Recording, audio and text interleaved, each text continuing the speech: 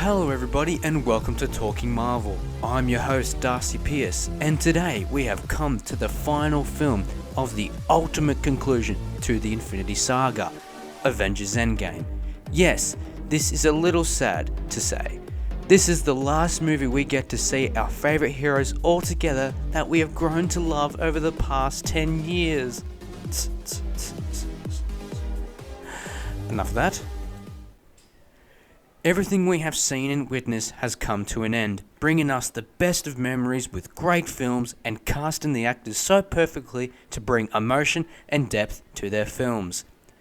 Avengers Endgame has set box office records that have been established in stone, like being the number one movie sold in pre-sale tickets and being the number one movie opening of all time, beating James Cameron's Avatar. This was an all-out classic, and Marvel had really pulled out all the stops to make this film the best ever. So today we'll be diving into all fan theories that were most popular and discuss whether they were right or wrong, or even some that were on track but misleading, and also reviewing the film along the process. The pros, the cons, well, don't accept too many bad things about this film. Also, if you haven't seen this entire film, potential spoilers will be present in this podcast. So, if you haven't seen the film, stay away from this episode. And now, let's get into it. Excelsior! So, the Avengers Endgame has hit the theaters, breaking a record of most tickets sold in the pre-sale period. I bought my tickets myself as well, because the reason being is this is going to be a blockbuster film jam-packed with action, humour and emotion. I won't go through the entire film. We don't need to know that, because people are listening to this should have already seen this film. Again, spoilers ahead. So, what we are going to discuss is all the fan theories and debunk the ones were right or wrong. First, we need to go through all the popular ones first. So we have the Avengers time travelling back in time, Nebula using the gauntlet to destroy Thanos and bring back all the dead characters who had previously died in Infinity War. Again, spoilers. Captain Marvel was going to rescue Tony Stark and Nebula in space, and Ant-Man was going to time travel back before the events of Infinity War and tell every hero that they need to follow him into the quantum realm and destroy all the stones before Thanos gets his hand on the stones again.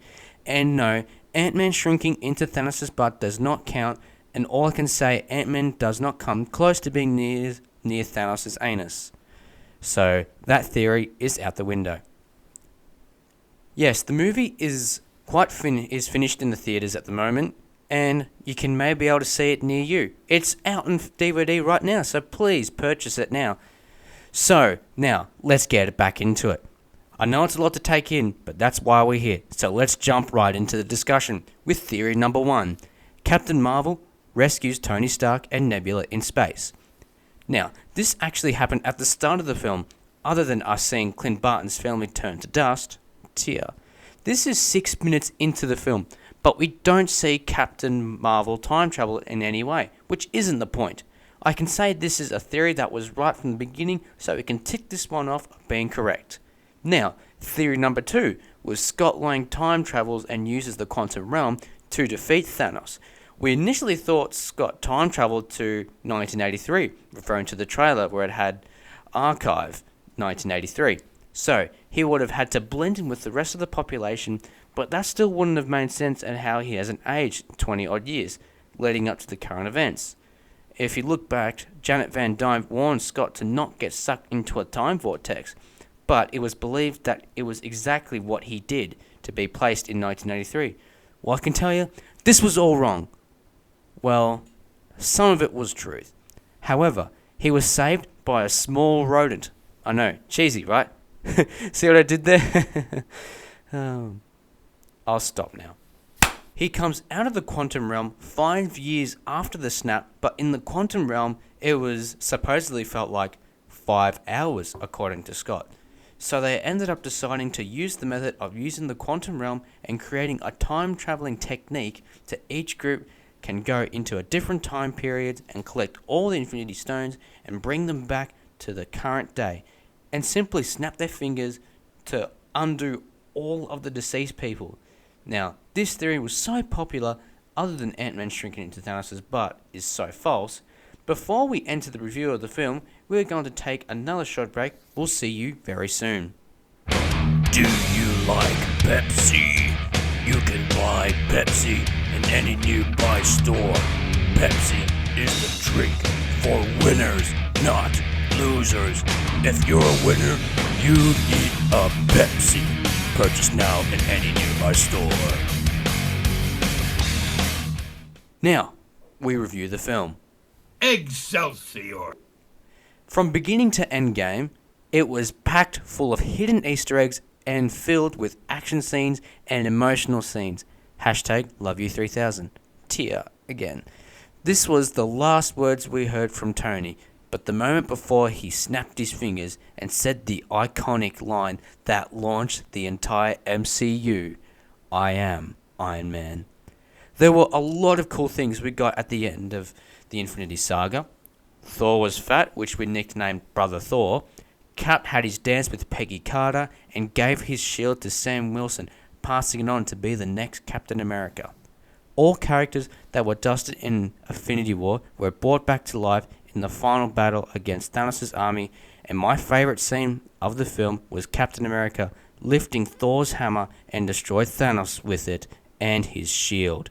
The whole combo of hitting his hammer through the shield and hitting it back with the hammer was unbelievable, and harnessing the power of lightning. I get goosebumps when talking about that. Quite frankly, the movie was a superhero cinematic masterpiece. Now we move to the disappointing part of the film. Now, this only lasted for about 15 to 20 seconds, but it was horrible in my opinion. All the female Avengers in the whole MCU was featured in one clip, and this was the most disappointing part of the movie. I didn't like it, and I'm sure no one else did, but that is my opinion. So, this would be the only part of the film that didn't receive positive response, but everything else outshines this small scene. So if I would like to give you a rating from a 0 to Excelsior. Well, you probably have guessed it. It was Excelsior! Yes, the movie garnered a 9.5 rating from IGN and 5 stars on every film review program. But those were film critics, like me. And now we are going to look at some letters I had received from fans of this podcast. First, we have a James from Alpaca. So we had to ask everyone, what did they think of the Endgame? His response was, the Endgame was very good. I'm not a big Marvel fan. I enjoyed the movie from a cinematic standpoint. The film was on point. Well done, Marvel.